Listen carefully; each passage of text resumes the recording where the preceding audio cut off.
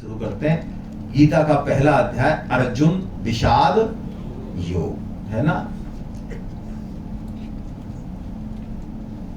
पहला अध्याय बड़ा महत्वपूर्ण है। क्यों महत्वपूर्ण है?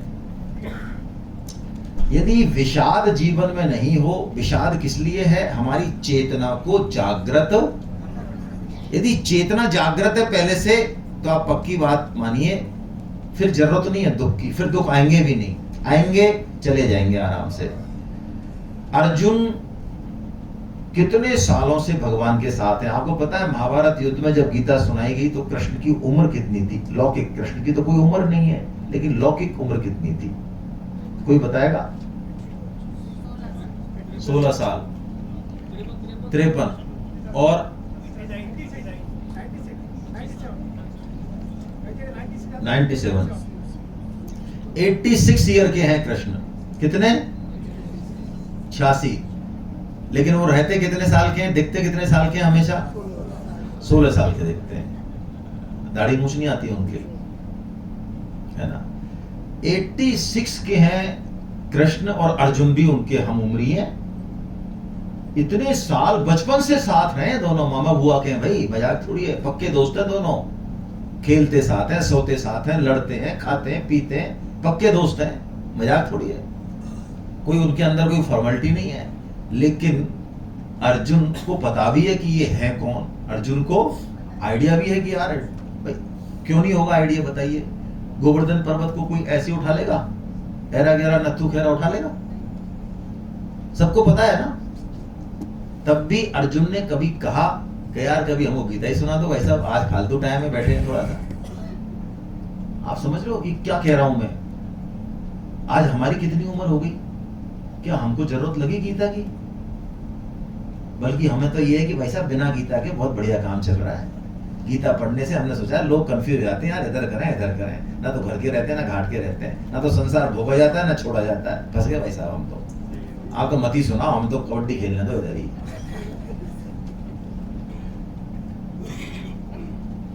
तो अर्जुन को गीता कब मिल रही है? जब अर्जुन के जीवन में विषाद आया, तब अर्जुन के सामने गीता प्रकट हुई है। और ये पक्की बात मानिए आप, हमारे सबके जीवन में, हमारे सबके जीवन में जब जीवन जब टर्न हुआ होगा ना, जीवन ने जब फ्लाइट ली होगी, तब जीवन में कोई ना कोई प्रतिकूल परिस्थिति रही होगी, पक्की बात है। आप पुराना अपना समय याद कर लो, आप 70-80 साल के हैं, जीवन में जब भी घनघोर परिस्थिति आई होगी, आपकी कैपेसिटी, आपकी क्षमताएं बड़ी होंगी और उनसे निकल के आप सोने की तरह निखरे होंगे। आजकल हम लोग प्रतिकूल परिस्थितियां बच्चों के सामने आने नहीं देना चाहते। स्मार्ट पर्सन्स वो कहते हैं यार हम तो निकल गए इनसे, ये तो पत्थर उड़क जाएगा, हाँ ये तो चकनाचूर हो जाएगा। तो बचाओ, कब तक बचाते हो? आपके जाने के बाद कौन बचाएगा? हाँ, यदि उसको प्रतिकूल परिस्थिति में डाल दिया अभी आपने, तो वो कस के निकलेगा और आपके जाने के बाद भी जिंदगी को फाइट करेगा। आज जो आत्महत्याओं के जो दौर है ना, ये इसीलिए हो रहे हैं कि हमने उनको इस चीज के लिए तैयार ही, उनको इतना ओवर पैट्रोनाइज कर रहे हैं। हम समझ तो रहे हैं कि उनका हम बहुत अच्छा पालन पोषण कर रहे हैं, वस्तुतः हम उनकी हत्या कर रहे हैं। उसके लिए हम ही जिम्मेदार हैं। हेलो, मैं क्या कह रहा हूं? हम ही जिम्मेदार हैं। आप जरा सूत्र से सूत्र मिलाते जाइए, आप ही मिलेंगे वहां पे पीछे खड़े हुए, उस हत्या के पीछे आप ही जिम्मेदार हैं। बस समस्या है कि वो कानून पकड़ नहीं पा रहा है हमको, क्या करें भाई। हमारा कितना अपमान हुआ करता था नंबर कमाने पे, या कोई चीज नहीं सुना पाए, बोलना ढंग से नहीं आ रहा, खड़ा होना नहीं आ रहा है, या पैंट शर्ट काम के नहीं है, तो हमारा अपमान हो रहा है। मान लो कहीं फंक्शन में, तो हम क्या रेल की पटरी पे चले जाते होंगे? ऐसे थे क्या हम? और अब देखो आप, वो रेल की पटरी पे इसलिए जा रहा है, उससे पूछा कि आज क्या हुआ कि मेरे दोस्त से तो उस लड़की ने बात कर ली, लेकिन मेरे से नहीं करी। तो बताओ ये कोई कम कारण है? ये इतना बड़ा कारण है, इसलिए मैं तो चला गया रेल की पटरी पे। ये लो, विषाद जीवन में आता है तो हमारी स्वरूप, हमारी स्थिति में हम आते हैं, हमारी चेतना जागृत होती है, इसलिए विषाद बहुत जरूरी है। लेकिन अर्जुन का विषाद, हम टूट जाते हैं, अर्जुन का विषाद योग बना देगा, भगवान श्री कृष्ण से मिलने का रास्ता बना रहा है। क्यों? क्योंकि अर्जुन के सारथी कौन है? कृष्ण है। यदि हम कृष्ण को सारथी बनाएंगे तो जीवन के दुख भी हमको भगवान से मिलाने वाले हो जाएंगे। यही सूत्र है। आइए पहला श्लोक हम बोलते हैं, गीता शुरू करते हैं। धर्म क्षेत्रे कुरुक्षेत्रे समवेतायुयुत्सवः मामका पांडवाश्चैव किम कुर्वत धर्म क्षेत्रे कुरुक्षेत्रे, धर्म क्षेत्र कहा कुरुक्षेत्र को, उसमें जो इकट्ठे हुए हैं उन पांडु के पुत्रों ने और मेरे पुत्रों ने क्या किया। धृतराष्ट्र वो हैं जो कि अन्याय पर चल रहे हैं और अन्याय को बढ़ावा, वो धृतराष्ट्र हैं। यदि हम अपने जीवन में इन्हीं सूत्रों पे चल रहे हैं तो इसका मतलब है हम महाभारत को आमंत्रण, और जो कलाकारियां, जो होशियारियां, जो चतुराइयां हमने अपनों के साथ की हैं और समाज में आगे बढ़ गए हैं, इसका प्रति उत्तर दुर्योधन के रूप में हमें घर में ही मिलने वाला है। ये सृष्टि का नियम है, इसको बदल नहीं सकते हम। जो किसी से नहीं हारता उसको लगता है सारे समाज को चकमा दे दिया, वो घर में ही पिटता है फिर बहुत बुरा। धृतराष्ट्र का पुत्र दुर्योधन ही होगा, क्योंकि धृतराष्ट्र धृतम राष्ट्रम ये न स धृतराष्ट्र, धृतराष्ट्र है दूसरों के अधिकार को हड़पने की वृत्ति, जो प्राय हम सबके अंदर पाई दो तरीके से है धृतराष्ट्रपना। एक तो ये है कि मैं दूसरे की चीज, वस्तु, अधिकार हड़प लूं, एक तो ये तरीका है, ये तो सिंपल दिखता है। एक दूसरा तरीका और है जो दिखता नहीं है। वो दूसरा तरीका क्या है? वो ये है कि मेरे से जब, जहां, जिसको जो अपेक्षित है वो मैं ना करूं। समाज में अव्यवस्था क्यों है? मैक्सिमम जगह जिसका जो कर्तव्य है वो अपने कर्तव्य को करना। घर में अव्यवस्था क्यों है? जिसकी जो ड्यूटी है उसको वो अधिकार चाहता है। तो अब गीता ये कह रही है कि अधिकार और कर्तव्य एक ही सिक्के के दो पहलू है, एक ही है ये मूल में। मेरा कर्तव्य दूसरे का अधिकार है, उसका कर्तव्य मेरा अधिकार है। तो धृतराष्ट्र जो अपेक्षित है वो भी नहीं करता है, तो उसका पुत्र दुर्योधन होगा जो कि महाभारत का कारण बनेगा। ये पक्की बात है। तो हमको यदि ये नहीं करना है, जीवन में शांति चाहिए, महाभारत चाहिए, तो हमको उदार रहना चाहिए। सेठ जी महाराज के जीवन में ऐसी बहुत घटनाएं आई। सेठ जी क्या पंचायत में बहुत जाते थे, परम सत्य सेठ जी महाराज झगड़े बहुत निपटाते थे। वो घरेलू सामाजिक बहुत बुलाते थे उनको लोग।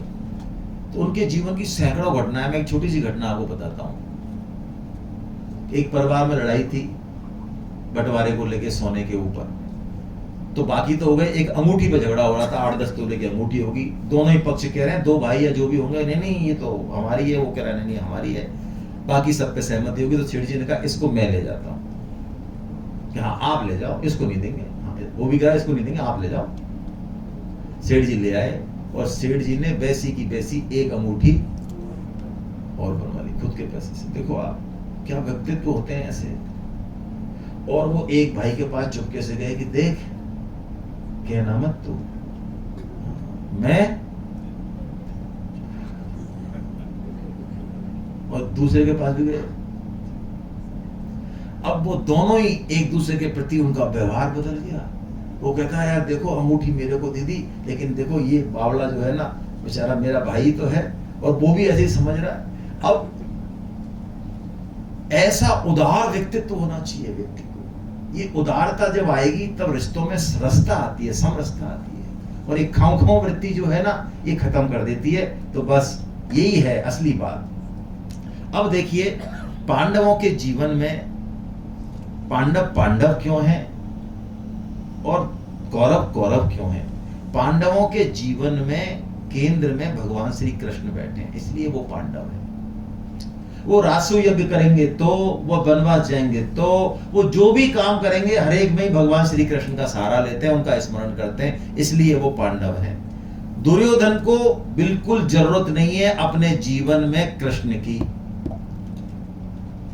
ये वृत्ति ना तो उसको कृष्ण दिखे ना उसको, जब दुर्योधन ने वर्णन किया, इसके बाद मैंने वो श्लोक लिए नहीं है हमने, दुर्योधन पूरी सेना का वर्णन करता है कि कौरव सेना में तो ये है मेरे साथ और पांडव सेना में ये हैं बड़े बड़े वीर। उसमें कहीं भी वो कृष्ण का नाम, बोलो कृष्ण दिख नहीं रहे क्या उसको?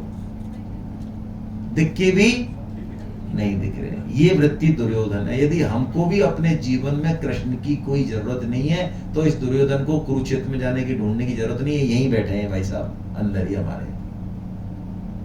और पांडव कौन है? जिनको हर काम में कौन चाहिए? शंख भी बजाएंगे पहले तो कौन बजाएंगे?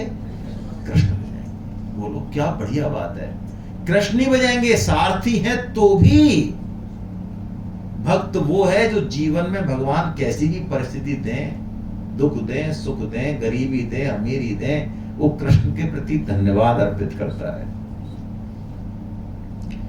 नरसिंह जी भगत भगवान के कैसे भक्त हैं? उनका इकलौता पुत्र खत्म हो जाता है, इकलौता पुत्र, और वो मंदिर में कीर्तन कर रहे होते हैं। अब हम सोचें इसको अपने ऊपर घटाएं, हमारी किसी की हिम्मत नहीं है ऐसा करने की, गीता कंठस्थ होने के बावजूद भी।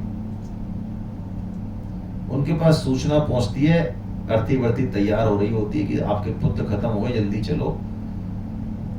तो उन्होंने कहा मैं आता हूं, और पूरा कीर्तन खत्म करके 20-25 मिनट जो भी कीर्तन हुआ उसके बाद आए, जब तक अर्थी बढ़ती सब तैयार हो गई। और अर्थी के साथ साथ भी झांझ मजीरे रखते थे, उनके पास कोई संबंध था, और उन्होंने गुजराती में भगवान का भजन करते हुए, नाचते कूदते हुए अर्थी शमशान घाट तक गए। भली थू भागी जंजाल सुखी भजी सो श्री गोपाल, भली थू भागी जंजाल। प्रभु ये आपका ही पुत्र था, आपने ही तो मुझे दिया, जैसा आपका देना सुंदर है ऐसा ही आपका लेना सुंदर है।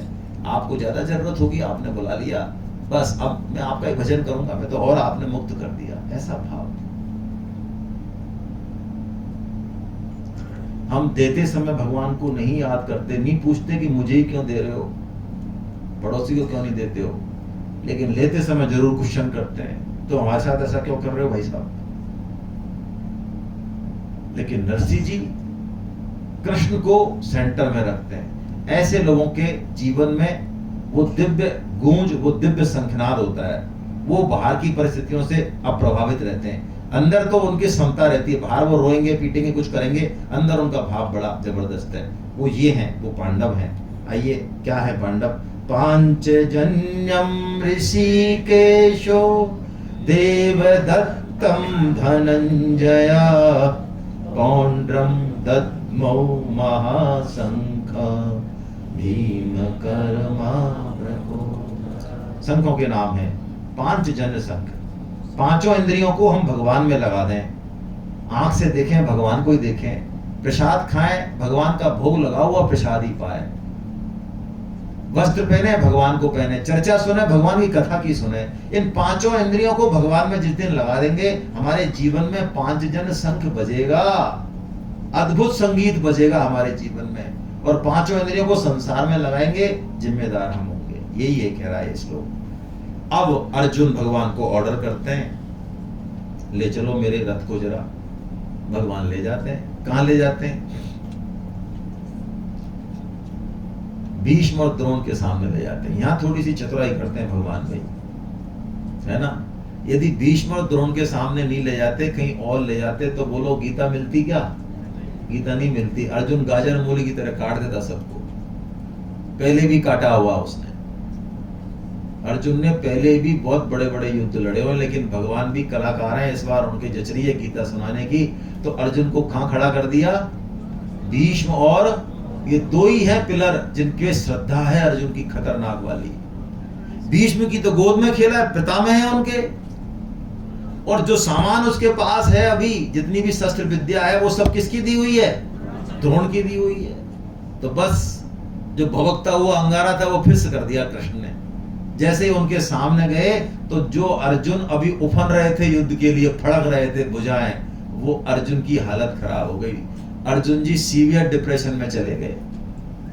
ये ऐसे ही है जैसे कि हम एग्जाम से पहले तो अच्छा बोल क्या पूछना है, कौन सी मैग्नेटिक थ्योरी ले, हम बता देते हैं, आइंस्टीन थ्योरी ले, ये बता देता हूँ। और जब एग्जाम होती है सुबह तब यार ऐसा लग रहा अल्बर्ट आइंस्टाइन में घुस रहा है, आइंस्टाइन में घुस रहा है, यार कुछ गलत लग रहा है यार, सब गड्ढमड हो जाता है, डिप्रेशन में चले जाते हैं। अर्जुन बिल्कुल उसी हालत में है जो अभी दहाड़ रहे हैं। 8 साइन है यहाँ पे सीवियर डिप्रेशन के, 8 साइन। ये 8 साइन से हमको एक तो ये सीखना है कि जीवन में डिप्रेशन बच्चों में आता है तो वो इन 8 साइनों में से किसी न किसी साइन का अलार्म अवश्य अवश्य देगा। बिना अलार्म दिए कोई आत्महत्या नहीं हो सकती, कभी भी नहीं होगी। और अलार्म भी एक बार नहीं कई बार बजेगा, कई बार बजाएगा वो अलार्म। आत्महत्या करने से पहले व्यक्ति कई बार अलार्म बजाएगा। अभी समस्या ये है कि उस अलार्म को घर वाले, समाज वाले, कोचिंग वाले वो सुन नहीं पाते। नहीं तो आत्महत्या डिसाइडेड नहीं है, ध्यान रखें। आत्महत्या पूर्व कर्मों से डिसाइडेड, हम चाहें तो करें और चाहें तो हमारे हाथ में। ये नहीं कहें कि हमारा भाग में ऐसे, नहीं, कोई भाग में नहीं लिख रहा, गलत है ये गीता की गलत व्याख्या है। आत्महत्या भाग्य में नहीं लिखी हुई है, ये हमारा खुद का कर्म है। तो ये 8 डिप्रेशन के लक्षण है। क्या है हिंदी में पढ़ लेते हैं। मेरे अंग शिथिल हो रहे हैं, सत छोड़ देते हैं ना, सत कहते हैं ना, सत छोड़ दिया हाथ पैरों ने भैया, अंग शिथिल हो रहे हैं और मुंह सूख रहा है, शरीर में कपकपी आ रही है, रोंगटे खड़े हो रहे हैं, गांडीव धनुष, त्वचा जल रही है। और लास्ट के 2 खतरनाक वाले यहां पे, ये सीवियर हो गया। आप ये सीवियर डिप्रेशन हो गया। क्या? मन भ्रमित हो रहा है, कुछ नहीं पता क्या करना है क्या नहीं करना है, यार कुछ पता नहीं। कई बार बहुत परेशान हो जाते हैं हम जिंदगी के थपेड़ों से, तो कुछ सूझता ही नहीं है। और खड़े रहने में भी बिल्कुल किंग कर्तव्य, शट डाउन पूरी तरह से।